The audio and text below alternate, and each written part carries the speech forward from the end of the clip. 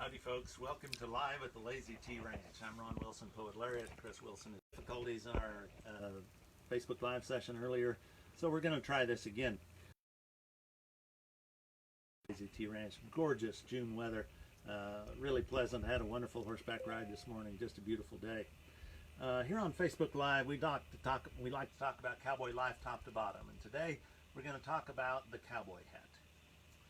If you brought a group of people together from different professions and you looked at them and tried to figure out what they did for work, it'd be hard to tell the difference between the banker and the teacher and the insurance agent, for example. But if you saw a guy wearing a cowboy hat, you would have a good idea that that one is the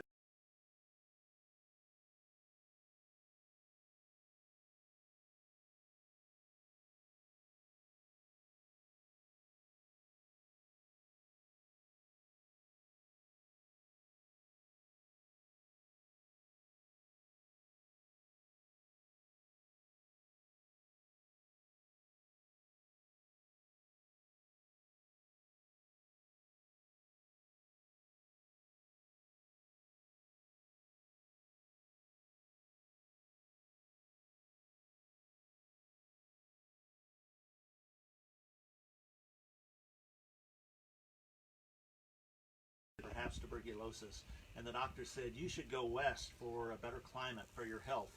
And so he did. He went west and he eventually made a full recovery. While he was out west, he was traveling with friends out to Colorado, and as a hat maker he observed the headgear that people were wearing, and he saw coonskin caps, and he saw bowler hats and derbies and sea captain hats and all kinds of hats. The truth was, nobody had any money. They wore whatever headgear they could get their hands on.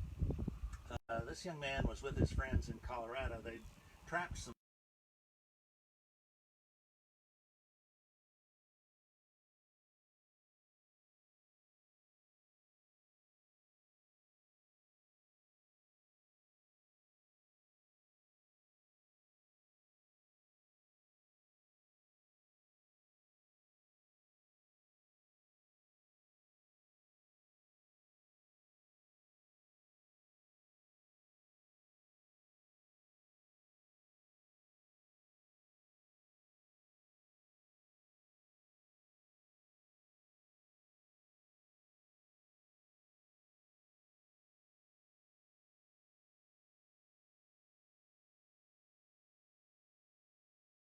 hat, and he created and marketed this hat called,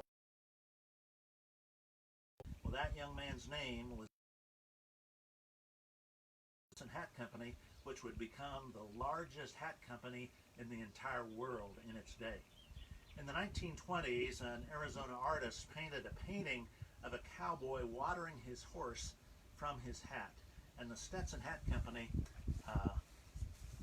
embraced that painting and actually included that painting, that design, in the lining of their hats. And so, I don't know how well you can see this, but if you look closely, in the lining of the hat is that painting that is part of every authentic Stetson hat. The cowboy watering his horse with his hat, lining up so you could see it, the last drop from his Stetson. So the Stetson became synonymous with cowboy hats in the West. And men also wore other kinds of hats as fashion changed over time. And the hat was considered an essential part of the man's wardrobe. It was just a given that men would always wear hats.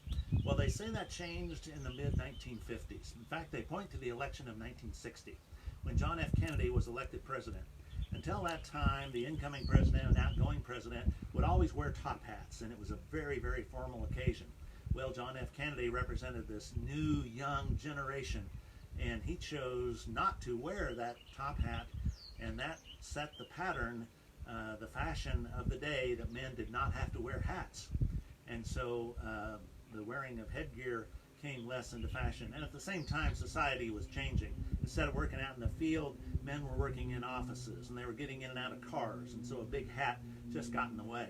And so headgear became less popular. Today, a working man out here will typically wear a ball cap. But for the cowboy hat is still the headgear of choice. I prefer the cowboy hat. It provides shade. Why does the cowboy hat have a little curl on the side? So that it doesn't interfere with the cowboy's arm while he's trying to rope. The most popular and traditional style of the cowboy crown on the hat these days is what's called the cattleman's crease, which is that crease right down the center.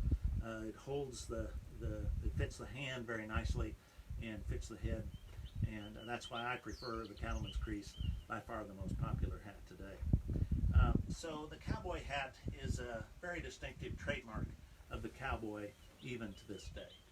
Let me finish up our session by sharing with you the cowboy poem I wrote in honor of the cowboy's hat.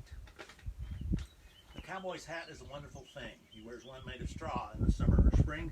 In the winter, he wears one of felt to match his fancy buckle and belt. He has a nice hat for town or church and an old beat-up one for home at work. His hat is very important to him. There are different shapes for the crown and brim. He can wave that hat to help drive a cow or water his horse if there's no cup anyhow. In the sun, his hat will keep his face shady, and he tips his hat when he meets a lady. He wouldn't look right without it. You can be sure of that. So let's all be thankful for the cowboy's hat.